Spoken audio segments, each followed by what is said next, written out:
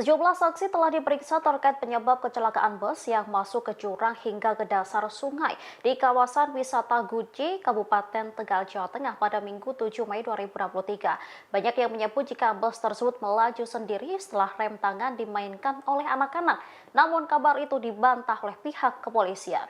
Kapolres Tegal AKBP Muhammad Sajarot Yakun menuturkan pihaknya masih memeriksa saksi-saksi termasuk saksi kunci.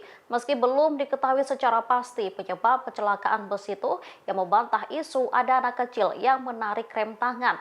Bantahan ini berdasarkan keterangan para saksi yang saat itu berada di dalam bus.